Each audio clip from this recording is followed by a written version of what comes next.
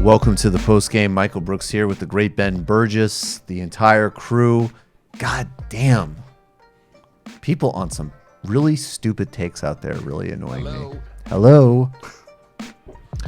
Yeah, we had a pretty heated break there, didn't we? It just pisses me off. I have to say that my brain is still in recovery mode. Shit! Have you been microdosing today?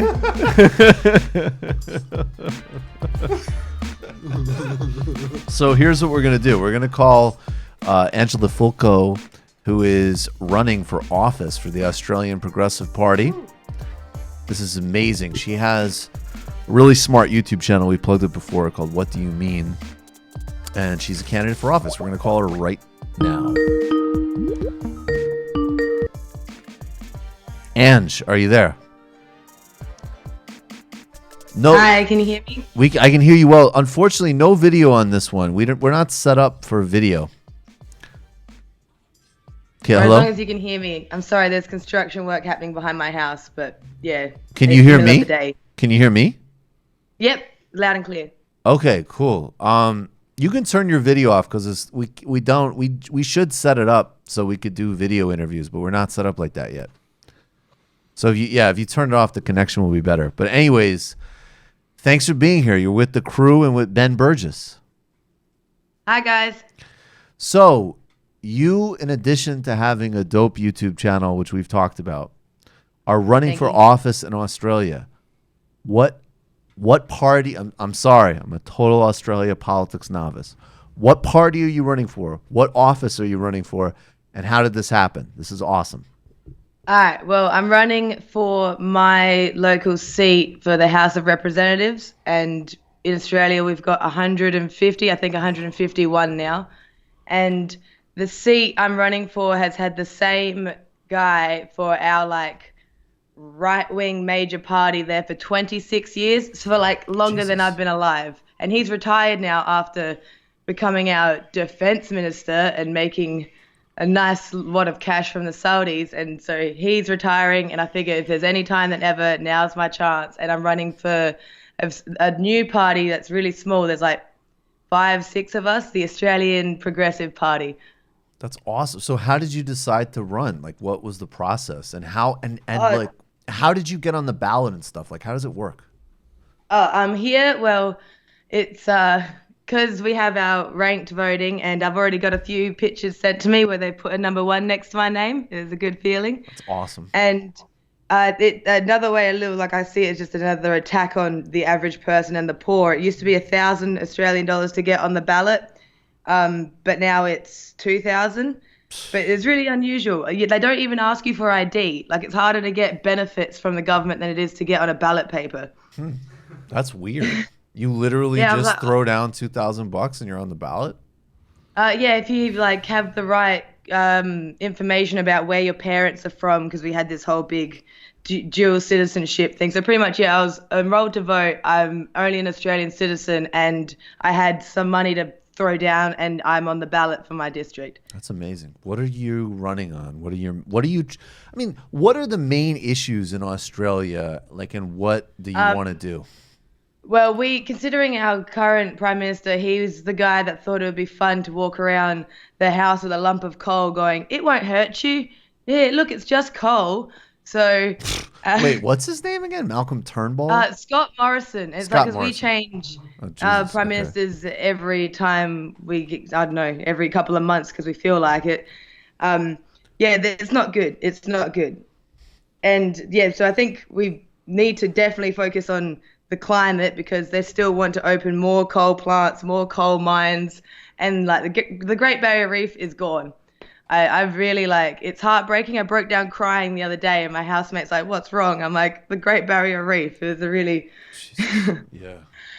And so we have 5 sort of main platform things that the party sort of has put together on what our focuses are, as just a basic thing, which is just like equality financially, like the economy balancing out, gender equality, which sort of plays into that as well, because there's a lot of workforces where you're not, female dominated workforces are not doing too well.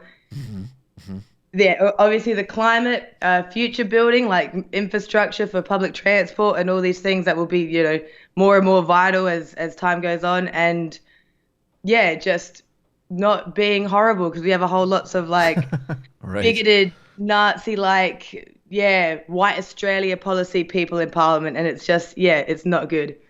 What is Australia's healthcare system like? Good. It's compared to what you guys are dealing with, like living on cloud 9. But we have got some gaps where like people will go like under for cancer treatment and such, and depending on their situation. So that's been a focus in this election between the 2 major parties. And but yeah, compared to you guys, you can. I do go to the doctors because I can, just because I sneeze and I'm like, oh no, don't want to get sick. I need to do things, nip it in the butt while I can. I remember. I think I've told this story before, but just like. Seeing this guy, there was basically we're walking the street. This guy, he was drunk. He's tipped over. He took a pretty bad fall, and we went over to check him out. And he was, okay. Like, he was okay. He was okay and forceful enough to sort of thank us for stopping and checking him out, and then like really forcefully being like, "Do not call an ambulance." Oh, right? yeah. Like, don't do that. That's how sick this country is with healthcare. It's disgusting. We do have something similar like that here, but it's like you have ambulance cover, which is just like another insurance thing, and you won't get slugged $800. But then it's to more of the health thing, which I'm concerned about, is because we built a brand new who knows how much dollars, hospital in Adelaide city centre, and 4 people died while building it. I know people, because working in the construction game, because I'm a tiler, they've walked off because of the safety was just, 4 people died while building a hospital. I'm like, they just cut all the regulations for building sites and everything to nothing. And it's like, well, there's a problem I can see that I think should be attended to, especially Yes. when you're not putting enough nails in the wall. What happens when the wall falls on a patient? Jesus Yeah, Christ. things like that. I don't think because you know they'll just do it because they need to because they'll get a good review on Yelp. No, I'm pretty sure you do it if you're told you have to do it for reasons, or people You know, a might get. political candidate that can include a Dave Rubin diss is very appreciated here. I caught that. I appreciate that. What is the Progressive Party? Who founded it? You said it's pretty small and new, but what's the it's good. story of it? They definitely deserve a little good shout out. Where Rob, the president of the party, they're just all really good people. Like we've got Jono in one state, and most of them are in Canberra. Where I hope if they give them hell, they're going to give them a good run for their money. We've got a good color. It's purple. Like a question we've been sort of like told to be ready to answer is why aren't you running for the Greens, or like why didn't you pick the Greens? And it's the Progressives have got the chance to then focus on a more broader, because Greens obviously are just going to be the environment focus, sort of mainly what people expect from them. Progressives can focus on everything and anything to make it more progressive, which is what we kind of need, especially in Australia right now. Greens are less like they don't have the same economic and justice stuff that you guys are focusing on. They can, I reckon, from my point of view, it seems like they've because they needed to get Labor in government, usually like they work together and they can sort of gotten comfortable in their spot of a few spots in power, but then it's good because they focus on the environment, which is necessary, but then they don't have more of a broader focus that's realistic on things because they know that they're never really going to be full in power. Right. Got it. Do you guys have any questions for candidate Ange? This is fucking awesome. How's the campaign going? I mean, how's knocking on doors and building support? Well, I've because I'm up against people that have sent out information to the post and just there's like signs on every other poll. So I've printed at home with my own little printer, little like leaflets. And by law, you have to put the address of the printing address there. So I've been ballsy and put my address on there. And me, my mum, my friends, I've got lots of helpers. Like shout out to my mum and Nathan and Candy and everyone who's doing the legwork for me. And we're slowly filling in every letterbox. I think we've done about, out of the 20,000 we printed and cut it out ourselves, probably about 8,000 is done so far. Wow, how big is the area? Amazing. How big's the area? It's a lot of work. Yeah. Sorry, go ahead. I mean, how many voters? How many voters? From my math, from looking at how it went down the last election, the guy who got in, because I think just mainly muscle memory after 26 years, people just go, yep, same guy. He got in with 50,000 votes. And here it's mainly if I get 4% of the vote, I get my money back at least. And but yeah, I'm gonna hit the ground running. I've already planned my maiden speech. I've already packed for Canberra. Oh yes. Yeah, they should be afraid. Oh, I love it. They should be afraid. And when are people voting? When's the election? May 18th. But we have pre-polling, and I've put information out on my page on how and where people can go do that. And there's postal voting, which has been good because my parents have already voted for me. And May 18th is election day on a Saturday, which is because we've thought about it here. Right, right. There's a lot of ways in which all of Australia's fuckery and fascists and everything and Crocodile Dundee jokes, you guys, even Australia, which is probably the country that's closest to us in a lot of ways in the world, obviously not geographically, but I feel like there's some similarities. They've got the healthcare thing infinitely better. They've got Saturday voting. We don't have guns. You don't have guns. They just got rid of them. Ben, you have a question? No, I was just going to say, it occurs to me that like in the U.S. in the last couple of weeks, there's been all this controversy about allowing prisoners to vote and how horrible that would be. For some reason, nobody quite seems to be able to spell out. Right. But then you have a country that started as a penal colony, and they seem to have vastly more sensible social policies than ours in like every way. Exactly.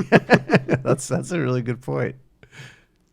So Ange, will you tell people all the ways that they can find you, help out your campaign, and please also, for the hell of it, plug your YouTube channel again. The videos are real. I mean, Ange actually like makes like stock motion like video, like they're properly told narratives, and you'll get a sense of things like the ecology of Australia. I legitimately like to watch and check out things where I mean, there's a lot of things I like, but even a fair amount of things I like, you know, they're sort of covering all the same things, and there's a limited amount of time in the day, and you will learn something new in this channel. So, Ange, please do all of your plugs, please. All right, all my plugs. Okay.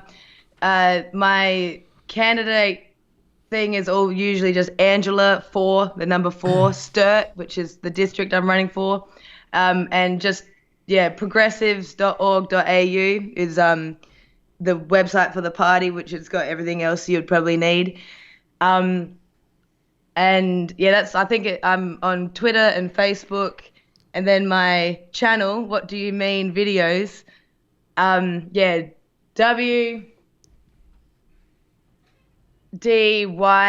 videos on YouTube.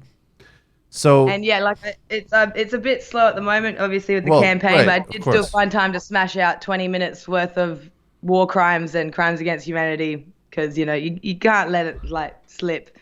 You can't. I personally, I want a representative who's thinking about war crimes even when she's campaigning.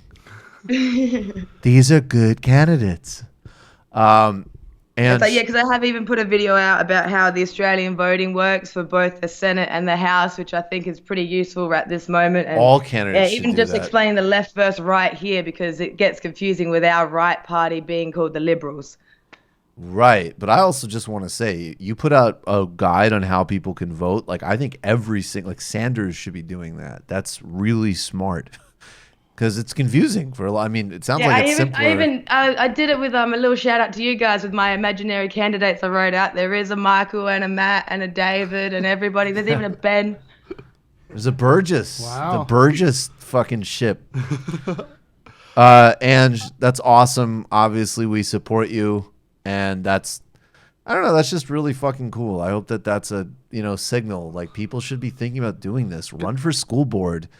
Run for town selectman, run for city council, run for Congress. Like, do it. Can I also just say how in awe awesome. I am of your time management, since doing like vastly more technologically primitive videos once a week and doing some podcasts or whatever. Like, I don't even have time to do grading. That piles up for weeks. I can't imagine doing everything you're describing, running for office. It's like, oh yeah, and I also found time to put out this really high production value 20-minute video about war crimes, right? Because well, you research and you letterbox at the same time. I can walk and chew gum. I just research and then letterbox. It's great. Oh my God, Ange, we need you in office. Thanks a million for doing this. Seriously, thank you so much. Thank you. This has been great. Thank you. That's fucking awesome. Wow. A lot of people in our audience in our community, doing really amazing things. Like, we are absolutely all peers here. It's fucking awesome. All right. Good morning, Patriots. Good morning, rebels.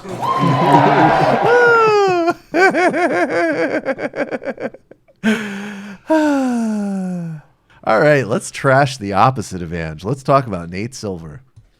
And I think Nate Silver is going to be our bad tonight. Okay. He is pretty bad. Yeah, he's very bad. Don't worry, we're still going to do the No good, really bad for you. Not good. Believe me, not good. So I know that you know this, Michael, because you've read my book. But something a lot of other people might not know is that I went to high school with Nate Silver. I know. Yeesh. Yep.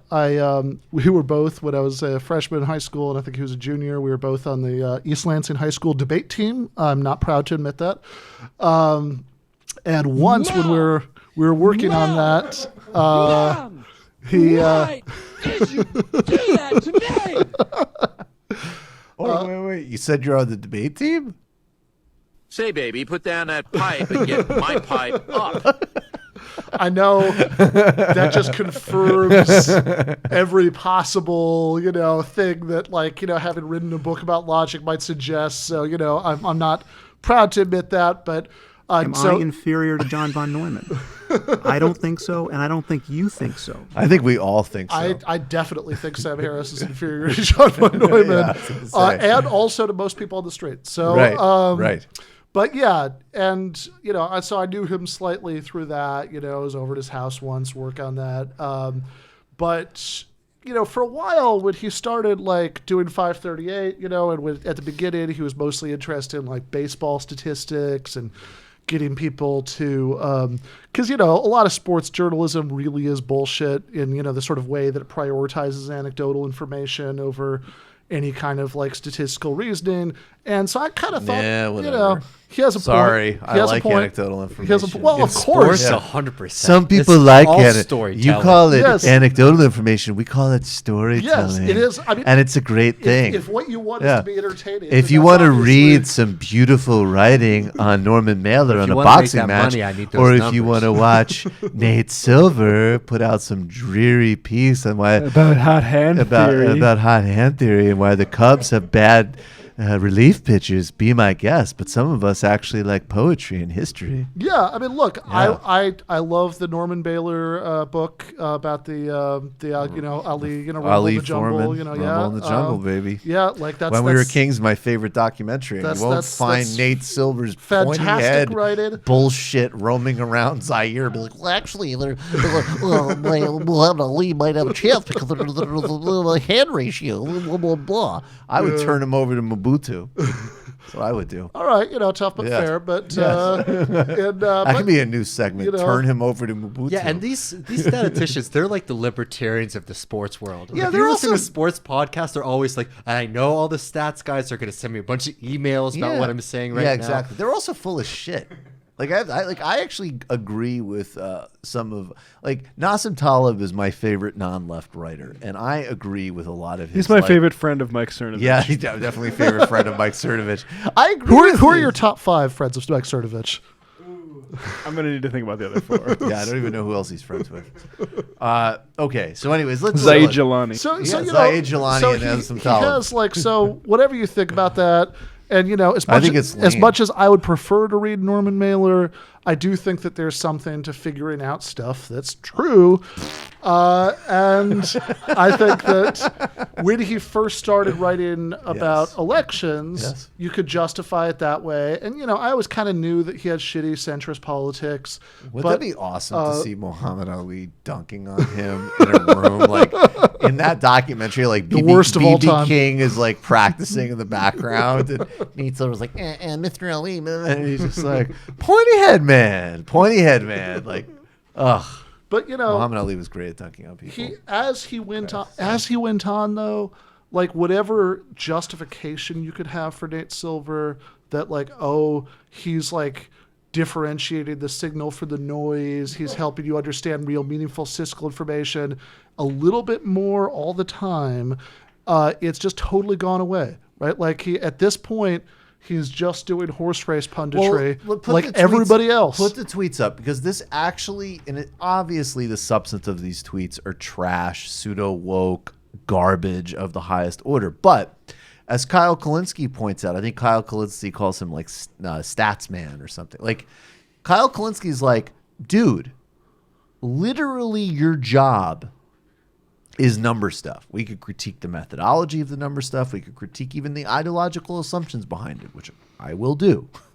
But this is not number stuff. Mini thread. You notice there's no stat anywhere in here to be found. No, this is all this is the naturalized opinion of a certain type of ultra annoying twerp centrist that has an irrational hatred of Bernie Sanders and doesn't care about people having health insurance. Mini thread.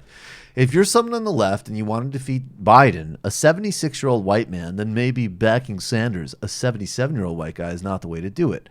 Like it or not, identity, quote unquote, race, age, gender is a major aspect of what people vote on. You're probably not going to persuade many people to back Bernie over Biden on the basis of electability or quote-unquote leadership, since Biden was VP. These are disadvantages for you, in fact. So if you're really banking on making up a lot of ground on Bernie being closer to the center of the Democratic electorate on policy, which is not clear he is, or voters agreeing with his institutional critique of the Democratic Party, which most Democrats won't, it's Okay, it's early, and the Biden post-announcement polling bounce will probably fade, but it's formidable enough that maybe it ought to prompt more reassessments of strategy. Bernie's limited in the number of arguments he can make Biden versus Biden when another candidate of the left might not be. So, see, this is great. The first response to this, by the way, is perfect, which is the great response to disingenuous, pedantic, immoral nerds like Nate Silver, which is, what if Bernie is great and Biden sucks?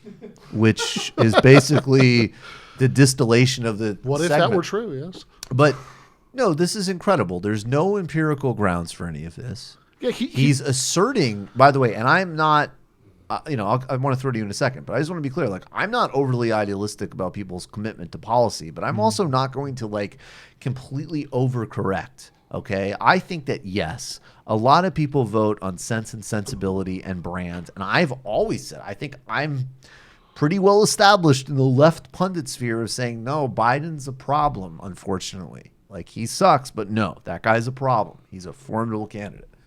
But I also think that no, I think that after, especially with lower income voters, there's been enough Democratic presidents who've had great appeal as candidates who've delivered little to nothing or maybe even negative when it comes to people's actual needs. So first of all, I would not assume that people are thinking nothing of policy, which is, by the way, what he's conflating under these generic terms like leadership.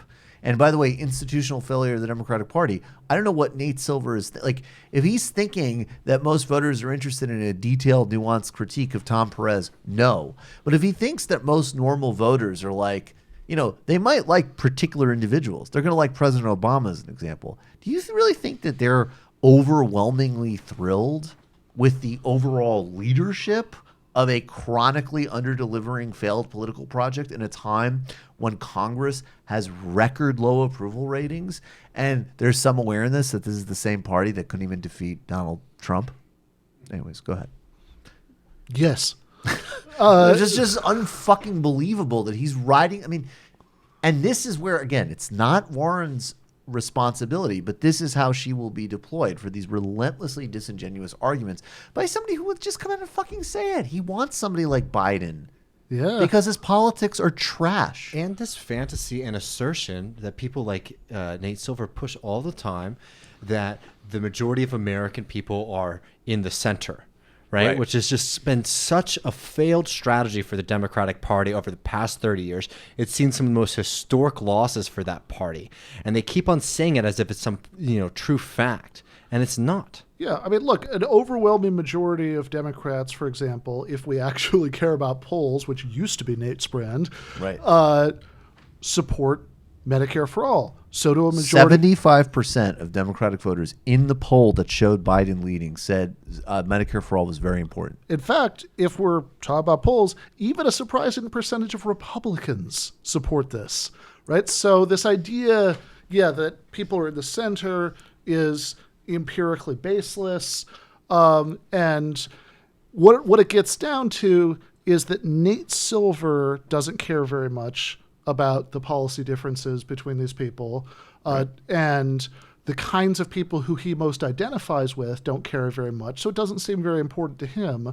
And in 2016, the way he always expressed that was that, and you can see the evolution here because in these tweets, he doesn't even find mask off. It's totally mask off. He doesn't even find a single lousy stat to hang his hat on like you used to. But in the old days when he felt the need to be a little bit more ostentatiously data driven, he found this number about how Hillary and Bernie voted together in the Senate. It was 87 or maybe 93% of the time. And he constantly repeated that in 2016. And it's like, oh, yeah, you mean except for the 10% on the invasion of Iraq, bankruptcy bills, Patriot major Act. trade agreements, the Patriot Act, major elements of the bailout. Even it's no, they voted 90% of the time on recognizing kids' softball teams and budget procedures. But, So they're basically the same person. Oh yeah, 10% of the time were all of the major issues facing modern America. But yeah, I mean, don't worry about that. This is why statistic and narrow nerd twerp analysis can be a huge problem. Yeah. Context actually does matter. No, context matters tremendously. So that's one obvious problem with that stat, that it doesn't mean what he thinks it means, because not everything that comes before the Senate is equally important. Right. Another problem is a lot of the things you just rattled off aren't even included in that stat, because at the time when those votes happened, Hillary was in the House and Hillary was in the Senate. Bernie was in the House. Yep. Yep. So a third thing, and this is awesome, because look, if you do care about that narrow twerp kind of analysis, well, one of the most basic things that somebody like Nate Silver would classically be telling us to avoid is the hasty generalization fallacy, which is if you have a tiny amount of data and you extrapolate huge things from it. And during those 2 years, they only overlapped for 2 years in the Senate. And during those 2 years, Hillary Clinton barely ever showed up to the Senate because she was running for president. People don't expect presidential candidates to show up except for the votes that are the most important. And so if even out of the votes that were most important to Democratic voters to see that she showed up for, even there they diverged 10% of the time. Right. That should tell you the opposite. And also things like, yes, she flipped her position, I believe, when she was running against Obama against trade with Colombia. And that was a major issue because Mark Penn was literally, while being her top advisor, pitching his services to people pushing through the Colombia trade deal. So there's all these things like reading and policy. And by the way, yes, age and geography matter. And I really want, Nate Silver, retweeting Joy Reid does not make one an expert on the complexities of the African American electorate. You fucking moron. Now, can we do a little anecdotal evidence? Is that okay? Can we do a little anecdotal? Is that okay? I know some people don't like anecdotal, but can we do a little I think we should do a little anecdotal. Kyle Kulinski flagged this, and I don't think that this is a bullshit thing. I think this is a very small amount of people, but it might be a geographically significant amount of people that this call represents. This is a guy on C-SPAN calling into C-SPAN on an open line. And again, once we get this up here in a second, I have no doubt that this represents something real in the electorate, because the small group of people that voted for Donald Trump because of the economic populist scam, where are they going to go? All right. Election, I trusted Trump. I thought he was going to throw a monkey wrench into the elite establishment and make America great again. And I'm just a regular guy. I'm in sales, and I thought that the whole economy would change across the spectrum. Well, here we are 4 years later, and I got to say, he lied. I'm no better off. My friends who are regular workers are no better off. The Midwest, the Electoral College, no better off. And so this year, if I don't have someone to challenge him on our side, I'm voting for Bernie. I'm voting for Bernie because he makes the most sense. By the way, I'm paying $387 for a bottle of diabetic medicine. So there are a lot of issues I like with Bernie, and he just makes more sense. Healthcare for you, your top issue? I'm sorry? Is healthcare your top issue? Absolutely. I think healthcare is a top issue for what we call human beings, because without our health, we're dead, you see. So health has to be the top issue for everyone, regardless of party. For the last 40 years, there have been 6 consecutive presidents that have favored the rich companies, and I'm a what you call an old-fashioned Republican. That's why I voted for Trump, because he promised the Midwest is going to regain what it once had. Ask anyone in the Midwest. Ask people in the middle of the country, are they better off? The answer is hell no. And Bernie Sanders is the only person running that's for actual people. Now, look, there's a cynic in me that's like, that's definitely a clever older Jewish gentleman from the Upper West Side. He's a member of DSA. It strongly supports Bernie. That accent doesn't exactly reek Midwest. But all kidding aside, I do think that's a real call. And I just want to say, and a real attitude, that represents, it, even if it is 400,000 people that voted for Trump because of a misplaced belief in his lies about economic populism, guess where those people are located? They're not located in, South Carolina where he's driving up reactionary totals. They're located in Michigan, in Pennsylvania, Wisconsin. That must be one. And also, I would just say, too, to people who are, obviously, if you're here, you're going to be extremely politically informed. But most people, I have absolutely heard people who self-identify as conservative Republicans discoursing not only extreme left, actually populist economic views, but actually some pretty decent views on even race. People are not ideologically consistent. They're all over the place, and you look for the opening. And Sanders is a candidate that can definitely speak to those openings, without a doubt. Yeah. And, also, I think just to go back for just a second to the twerpy stats. Please. If, I love you for twerpy stats. I just don't like Nate Silver. No. Well, okay. The fundamental difference between me and Nate Silver I think there are a lot of differences, Good, but the bad is that I own the fact that I have an ideological perspective. Right. That I'm a socialist. I want the working class, to achieve certain political goals.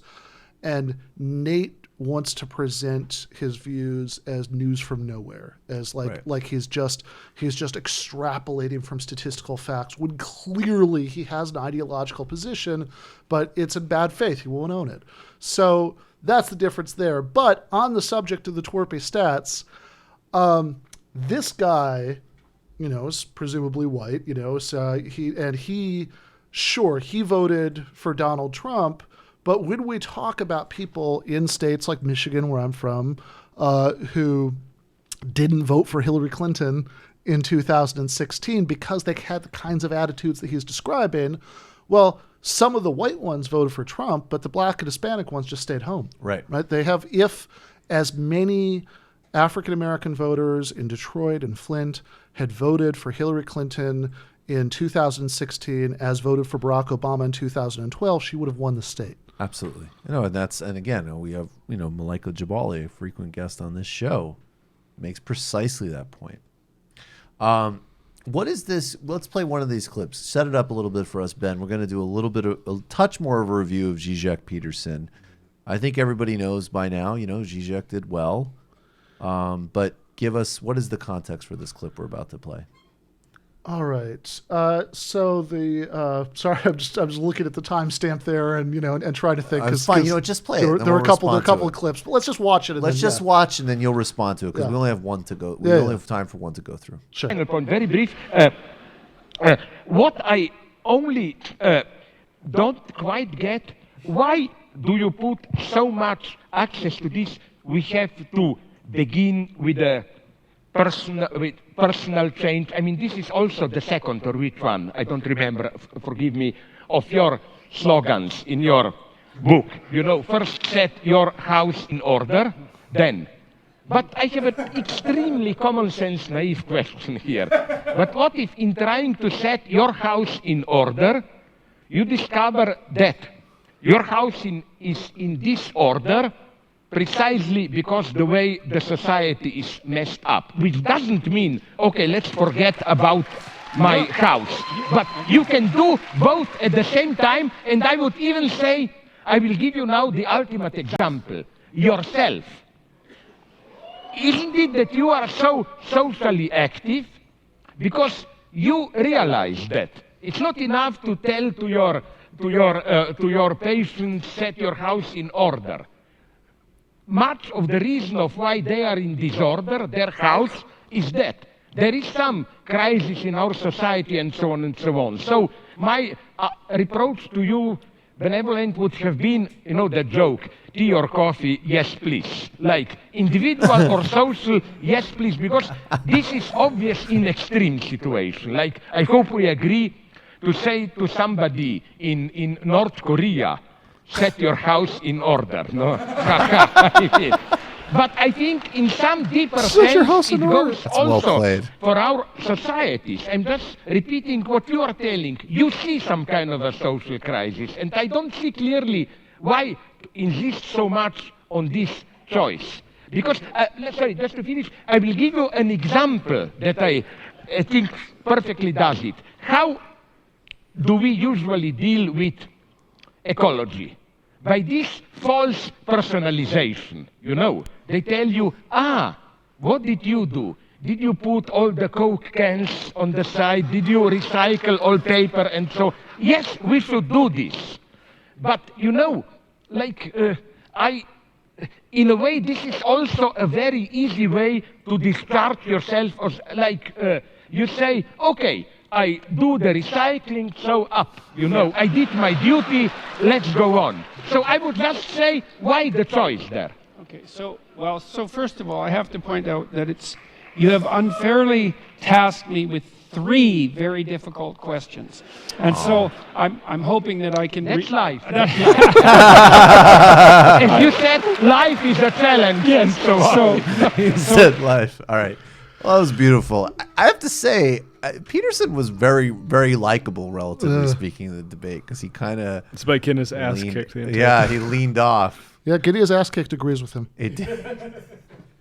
But that was beautifully done. I mean, down to the North Korea analogy and the false juxtaposition of personal responsibility and social solidarity. Yeah, absolutely. And yeah, I think everything. I think the way that Zizek handled this was just right, because he found so Doug Lane, our editor at Zero Books, did a really nice video about this for the Zero channel. Where Watch he it, very good. Broke it down. And Zizek had just the right combination of pushing to show how ridiculous Peterson is, right? Like, would you really, like, you say nobody's allowed to criticize society unless they have their house in perfect order. Would you say that's somebody in North Korea, right? You know, like, it's silly, right? You know, they have, but like, without being too much of an asshole about it, right? You know, with while still like kind of leaving some room for Peterson fans to sort of come around to him on some of these without feeling that they were like being personally humiliated in it. So, you know, Zizek, for somebody who often just seems to like, you know, rant about whatever's on his mind in a free association way, I think played this in a very smart way. And I think just again, I mean, that's funny, because that's a very simplified version, I would say, though, of a dialectical form versus simplistic macro commandments, right? Like, of course it's social and societal. I mean, look, there's some people that I occasionally see now on the left, like Joshua Kahn said to me, he's like, look, if you travel anywhere else in the world, he's done a lot of work organizing in Fiji and Colombia on indigenous people and climate and justice campaigns and trans people's rights in you know, very serious contexts, very dangerous contexts. And he's like, look, anywhere else you go in the world, like, there's no question on the left there that personal responsibility is necessary and personal psychological, emotional accountability and health is necessary. He's like, that's only under question in some spaces in the United States. You know, right? Like, and then like, you know, conversely, like, I mean, I'm making it a sharper point than he made it on the show, but you know, but like, and then there's also the, you know, the other reality that, of course, like what Peterson is running around saying, which is that your psychological and emotional well-being has nothing to do with economic and political structure, and you need to be in a place of complete stasis, which doesn't exist anyways, in order to interfere in it, is insane and ludicrous and profoundly reactionary. So that's a great juxtaposition right there of basic dialectic thinking versus diagnostic rulemaking. Yeah, absolutely. And yeah, I think that the left in the United States often does not have a way of talking about personal responsibility, and that is a weakness. Right. We've talked about this going back pretty much to when I met you, that like the left shouldn't, you know, the same way the left shouldn't cede logic talk to the right, we shouldn't cede self-help to the right. No, you know, that's like some people, I'm somebody who, goes to DSA meetings, and, there really are people who probably could stand to clean their room and, follow some of that advice, and I think in other contexts. The people who would have blocked, like they're in the ANC. It's like Mandela's we're Moscow underground. It's like, Comrade Mandela has jiggered me. yeah. Let us discuss this for 45 days. Yeah, exactly. Well, and that's the thing, because when you're in those higher stakes circumstances, like the armed struggle phase of the ANC's fight against apartheid, or, I love the example that you've used many times about, going the Fidel, taking people up into the mountains, and, somebody would have said that was ableist, Right. But when you're in those situations, the demands of the struggle, in order to show social solidarity, you actually have to get your individual house in order to a certain extent. Right. And it is, and it's another dialectic, because then on the other hand, there's a huge need for massive expansion of empathy. And this is why solidarity. Zizek's debate, I think, was very good. I mean, I will say that I do think that if you were to watch that debate, you wouldn't necessarily walk away with it with a very strong understanding of Karl Marx's thought. No. But that's fine, because what Zizek did there, and I think was so much more important materially, was that he showed a lot of people who I feel like, are Peterson fans, who feel like Peterson is the only one who's speaking to these issues. That not only is there another option, but there's another option that's way more interesting, way more in depth, way more culturally and historically and philosophically literate. I mean, he ran circles. So much less joyless than Peterson. Absolutely. And he did that throughout the debate of really showing how shallow a lot of Peterson's points were, and that you could only really take them in the vacuum where he's creating this false enemy that's telling people, how they need to be, which Zizek absolutely, is rejecting. Oh yeah, 100%. And he really embarrassed him on that point. He asked him, "You're always talking about these postmodern Marxists. Give me some names, right? Who are we talking about, right?" And he didn't do, look. The same way that, I can see, we were talking during the break about Bernie Sanders and Elizabeth Warren, and, Elizabeth Warren has a certain academic kind of affect that, I don't necessarily mind. I'm an academic, but I don't think academics necessarily make the best presidential candidates. I think that something else is called for in that circumstance, right? And so if somebody like me were debating Jordan Peterson, I would be tempted. I'm enough of a Marx nerd that I would be tempted to rattle off the 1,000 things that he got wrong, which probably would have been counterproductive in that space. And Zizek didn't do much of it, but there was a little bit. And, I think he might have made some Peterson fans curious, because there was another point in the debate where he actually gave Peterson a little reading list, right? It's like, you should not just read the manifesto. You should read the 18th Premier of Louis Napoleon. You should read, that's I don't know. I mean, I don't think it's impossible that there are people who are interested in Peterson who might actually be curious enough to do some of that reading and find out. That's exactly right. And Matt, yes, this is a LEC intervention that's very appropriate here. What did you say in your tweet? You have it up, but read it for people listening. I said, and Zizek gets a bit more pointed later in the debate, but at this point, I loved Slavoj Zizek using such tact to explain to Jordan Peterson that he doesn't know dick about Karl Marx. In your introduction, I'm tempted to say, the way you presented Communist Manifesto, the simplified image, and so on, it's crazy to say, but on many points, I agree with you, and it's a very complex argument. Marx didn't have, for example, a good theory of how social power exists. His idea was simply, with disappearance of class structure, it's secretly, although he wouldn't have accepted it, a technocratic dream. By experts, social life will be run as a perfect machine. Although he was at least aware of the problem. Okay, that's beautiful. Yeah, and Peterson. Which is why he was so enthusiastic, Marx, about Paris Commune, which was precisely not centralized power. And so I'm not just Peterson's literally Paris. That's a very interesting thing that I'm going to Google. Look that up on Wikipedia. But challenge is that if I'm respectful to a college student, then I might not be able to build a YouTube business.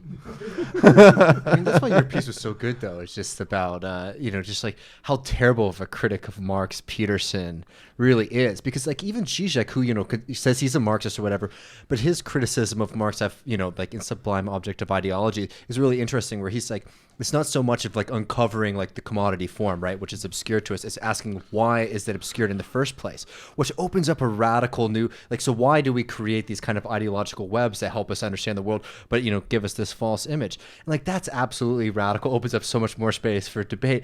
And Peterson, on the other hand, isn't even fucking reading the Communist Manifesto. Can't interact with it in any meaningful way. I read the the analogy I keep using would be like reading like an Amartya Sen Guardian piece, and then like doing a debate on his work on capabilities and development. I also read Marx's Capital Volume 1 for Dummies. But no, he didn't. Like that's what's amazing. It's like that actually would give you conceptual ground. He literally has a sub-Wikipedia understanding. But the thing is, because what people like Peterson don't understand is that there are an incredible amount of theorists who look at Marx and the lack that is within Marxist philosophy, and then they expand on it and try to work on those questions. Yeah, sure, whatever. So after I put out that article, I had this happens every once in a while, usually for videos, but for this, there's some like Quillette reader who tracked down my Rutgers email so he could like send me, like an email to like lambast me for having written that, and he and in there, like he seemed to be treating it like, oh, you didn't fool me, right? Like I could tell that like you're actually a Marxist, right? That you're not like, you're not just saying, Marxist bad critics. So it's like, yeah, I mean, like 3 seconds on Google could tell you that, right? Like that's not, but here's the point. I also enjoy having conversations about philosophy, and like I think that everybody can learn from having a debate about these ideas from somebody who actually knows what they're talking about, and clearly Peterson is not feeling that need. All right, so what is this clip? We have 2 more clips to get to, then a few Discord questions. But would you say that Peterson could grok Marx through this? Now, Matt, what is this? Set this up.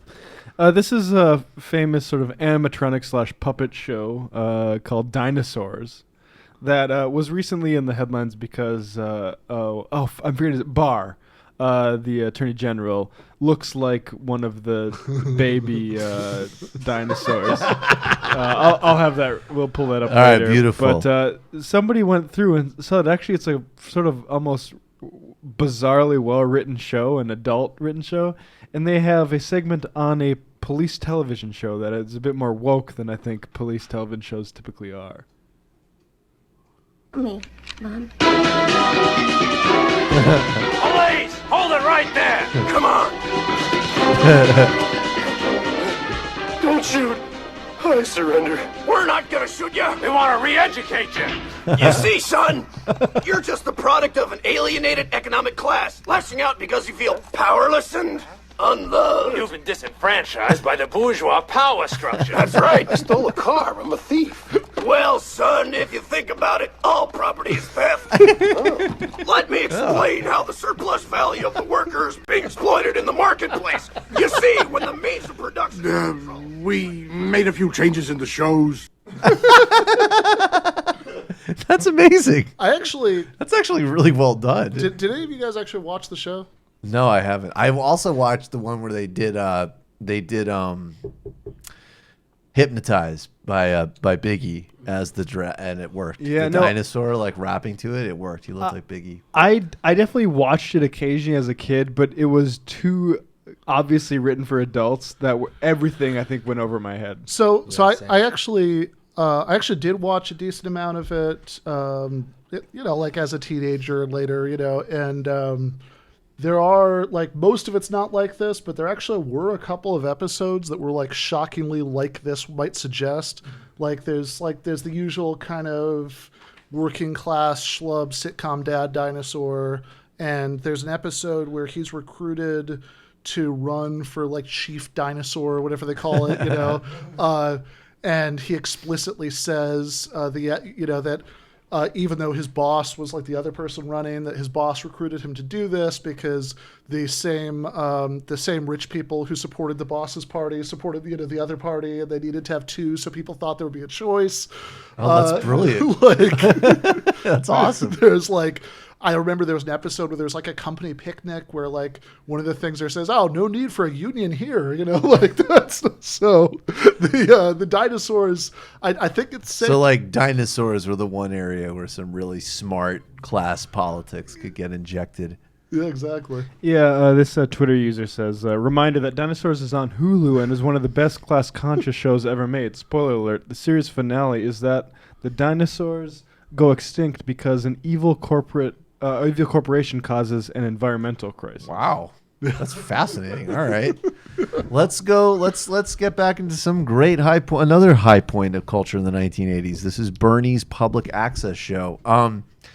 Politico, some reporter for Politico basically Bernie did a public access show in the 80s. I think there's 52 episodes, including one episode that is called it wasn't on file or something, but it was literally Jane and Bernie go to Soviet Union honeymoon. It's literally the tags for it. I mean, I guess this is where I have to admit my cultural identity politics come in. We're just wait, some fucking guy from Flatbush who honeymooned in the Soviet Union, it's bored to say that he yes, you vote for that person.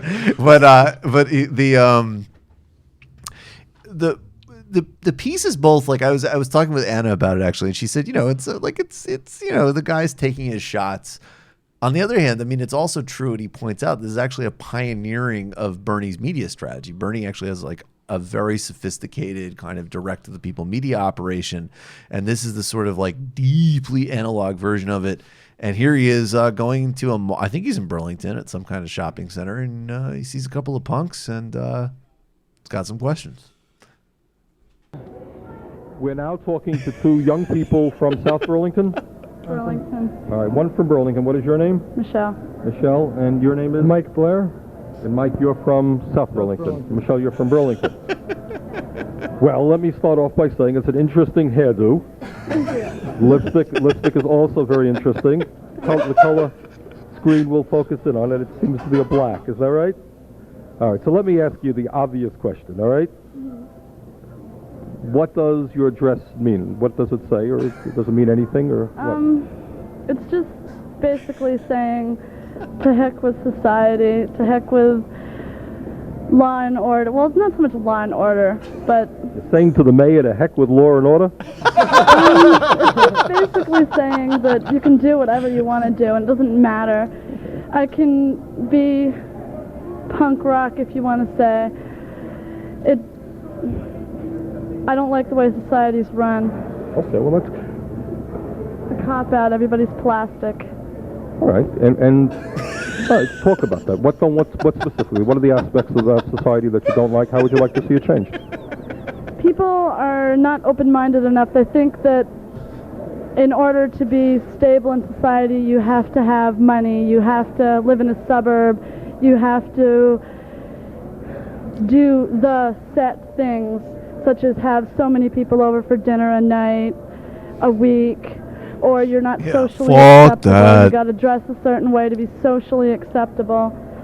And I don't believe in having to belong to anything to be a person. I can do basically what I want with my appearance, with my attitude, and it doesn't matter. Pause it. Adam Curtis would have a lot to say about this clip. All right, keep going. Okay, well that's a good statement. I appreciate that. And would you like to add to that? Well, about the dress, it shows the way you feel, you know? Like, people wear black because they're not feeling too good about what's going on around them. Like, some of the stuff that goes on in the society, you know, is basically baloney. And, like, people say that the democracy is so truly free. And, I mean, that's fine, but the way we're living in this democracy isn't a true democracy. And, like, everybody's always complaining about depression and such. Well, that's going to happen in the democracy. It's natural, because if you have a democracy, there's going to be capitalists, and like, I guess that, I mean, they shouldn't be complaining because that's what they asked for, you know? What kind of society would you like to see? Well, I'm kind of an anarchist, but communism doesn't bother me like a true communism where it just goes to like no freedom of enterprise, because then everybody gets a chance to live and be safe, you know? I'm picking up what you're putting down. Cutting down people's freedom of speech, you know, that's not, I don't feel that's right. You're distinguishing between what you mean as true communism as opposed to what exists, say, in the Soviet Union. Yeah. Well, Marx's idea of communism was a lot different than what they have it now. Right. I'm kind of an anarchist too, but I don't believe in total anarchy because then we're just going to kill ourselves. I just don't like the way it's run now. How do you feel society can be changed? Well, if we could go into the archives and see what the government's really been doing for the past, I don't know how long, many years, then we'd all be pretty appalled and sickened by it. Because we think we're so free, we think we're so democratic, everybody has a say. We're just as imperialistic as the Soviets are, if not more. We're the ones that go into the other countries and we start wars. What really scares me is that we've never had a war in our own country. We don't know what it's like. We push our luck. Maybe one day we will get invaded, and then maybe we'll know what it's like. Wow. I really would like to find these two, actually. I'd be fascinated to see where they're at. I just, as point of reference, this year is 1988. So I guess to be fair, this is like, I don't know, like 10-ish years out from like Joe Biden reaching out to segregationist senators to like fight against like school integration programs, just as point of contrast. It's exactly 9 months before I was born. That's amazing. I don't know. Bernie's great. Sorry, guys. Bernie's actually really cool. I don't know if it's a regional thing or it's just because they're talking to the mayor. But I love the heck and baloney. Yeah, me too. I think it's kind of both. I think that, but I love when Bernie's like he's genuinely interested. But I really like when he kind of like when the guy's kind of like. Sort of like, yeah, I mean, get rid of like businesses, but let people say what they want to say. Like, oh, real communism versus the Soviet Union. Okay. Fucking A. Picking up what you're putting down. All right, let's take a few questions. Question from Shy. Michael, did you miss the part of the Communist Manifesto Cliff Note page about not cleaning your room? That's a good point. Announcement from Lauren. The next Hudson Brake Light Clinic is this Saturday, May 11th in Kingston. Parking lot at the corner of Grand and Prince Street. 11 to 3. Awesome. Congressional baseball fan for Ben. Did Nate Silver ever get shoved in a locker? Not enough times. Not enough. Congressional baseball fan for Ben. I finished my master's in public policy last year and I want to do a PhD in history. Any advice for getting other people to pay for it? I'm writing a book if that helps.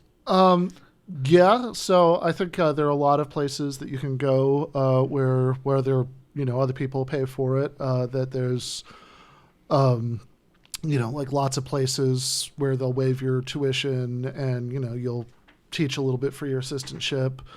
Of course, whether or not that's enough to live on is a different question, but that's why, graduate teaching assistants, so many places are unionizing. So maybe that's something to look into when you, I certainly didn't think to when I was, but, and there were a lot of times when financially I was pretty tight, but look into to whether grad students where you're looking to apply are unionized or not. Definitely. I'm sorry. I can't. Please repeat some of these questions next week. Can't get to all of them. It looks like Iran has partially pulled out of the deal itself. So who could have seen that coming? Who could have seen that? This is horrible. We've got to, this might be one of those things that it's horrible, but I guess puts a lot of dumb shit into perspective, because that really would actually be something to be truly concerned about. All right, final question. With Uber about to have its IPO and with Lyft completely failing, with this article from Stranger, do you think that the Silicon Valley is having a massive crisis or the stock market is tanking from causes like Boeing will cause the next recession? And it's a link to saying that Boeing is looking more and more like the torpedo that will sink the stock market. I don't know. Yeah, I mean that's a big prediction, but I think I don't know about any big predictions like that. But there is some interesting stuff going on right now where corporate debt is becoming very much unstable and without like access to really cheap capital. There's definitely a lot of weaknesses, but I don't know anything big about the next recession coming from that. I don't think it's worth predicting that kind of stuff. A lot of use Griscom economic minute is. Yeah. So I don't know. However, there are many variables and situation's complex. Yeah, thanks a lot, David. Very clarifying. I mean, unless tomorrow's big, I think Uber's probably going to do fairly well, honestly, on Friday. Right. All right, we'll get to this GMO question later because we do have to repeat it, please. It's one to unpack. Obviously, top line, no. GMOs never, because I remain firmly opposed to science in all of its various shapes and forms. No, I mean, look, I'll just say it's a question about GMO's role in a fully democratized society, and I just have to say, like, it's an interesting question, but let's cross those major, like, as GMOs are constituted now, they are a huge threat to primarily farmers' rights and farmers' well-beings. And even if you look at just like Bernie's proposals on ag vertical integration, let alone this effects of things in the developing world, I mean, it's no secret that these companies put a huge amount of PR effort to framing what are fundamentally political questions as science questions, and they're not. They're political questions. You could also disaggregate the question about GMOs themselves and whether they're real health risks or whatever, which is the actual science question, from the question that's addressed in Bernie's ag bill, which is the patent question, right? I agree with that completely. However, I will say that, and this is actually a non-joking position that I legitimately hold, which is that I don't know if GMOs are significantly worse for health or the environment, but I do know that I absolutely do not trust the testing that validates them. And there is absolutely enough evidence, including a piece in the New York Times a couple of years ago on who funded. I mean, look, I don't generally trust product testing funded by the industry that is interested in the product testing. Now, that is kidding aside, because I know people get very triggered by this. This is a different proposition. I am not precluding the notion that might be a safe product at some point. But if you come to me with the studies and this climate and this politics saying that this is a fine thing, even that's, by the way, secondary to patent issue, which is the number one thing, and everything else is secondary to right now. And until that's not the 99% thing, then these are mostly irrelevant questions. Yeah, the only thing I'm interested in with regards to GMOs is what's the intellectual property regime they're under. But that is the question. Right, exactly. And I mean, frankly, again, like, okay, golden rice existed, was an academic project primarily backed, which also did get funding from these companies, but it was the sort of like PR project for getting more beta carotene in developing countries. And that, again, I understand some people protested it, some people don't like that, blah, blah, blah. But the truth is it got funding, it did get researched, and it has yielded nothing. I mean, that's a talking point that goes back to the 90s. And the rest of the actual effects of this technology so far, it's a question about Bayer and the power you want it to have in your supply chain. So I also, that just is what it is right now. I also think that even just from perspective of thinking strategically about this, that I think the thing to put in the front isn't, maybe the health concerns, because I think that really enables the industry to respond by saying, oh, you're the equivalent of an anti-vaxxer or whatever. I think the thing to put in the front is where critics are on much more solid ground, which is the patent issue, of course, the intellectual property regime, like Matt's talking about. And also what you're saying about testing, of course, is right. And that's totally separate from whatever's true about this, right? That they have like whatever's true about GMOs, whatever's true about any product, just that's obviously a bad system, right? Absolutely. Like this is true testing. of, well, and we've seen, Boeing,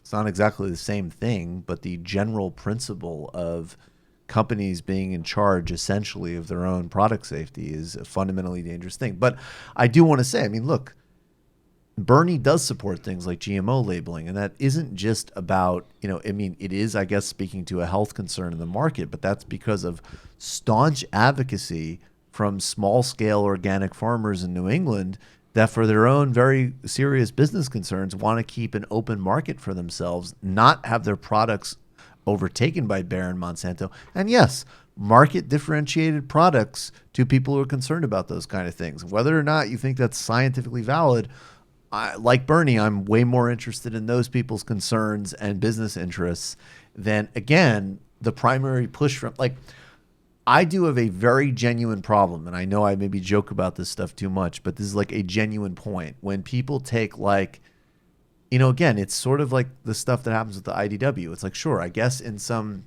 totally depoliticized, dehistorical, depowered world, we could say that it's, it's some, let's just talk about this on its own. But you literally can't in every way, shape, and form. And it's not like being an anti-vaxxer, because there isn't, first of all, it's not like the vaccination industry has this type of systemic overarching control over like the entire food chain, right? In all different aspects of livelihood. And also, there isn't a correlate downside. I'm sorry, it's all speculative. And so far, it has not yielded. It hasn't decreased pesticide use. Roundup actually increased pesticides. Golden rice has not, saved people from hunger. And so with the vaccinations, it's like, that is a very different trade-off, because that's like, if you're not accepting what appears to be scientific consensus, you're causing a measles outbreak versus a, speculative stuff that is mostly in the hands of pernicious corporations trying to enforce intellectual property regimes. I think there's no moral equivalence, because even if GMOs are totally harmless, you're totally right. There's no downside to only buying non-GMO labeled things, but I think that it's also, I guess this would be my only narrow point about it, that it's worth thinking strategically about how to present this case in a way that like clearly makes the industry's talking points irrelevant, right? That they have that, like, rather than like focusing on the stuff where there's maybe the least evidence for, just focus on how obviously crazy is it to let an industry safety test its own products. I mean, like, right, that's insane.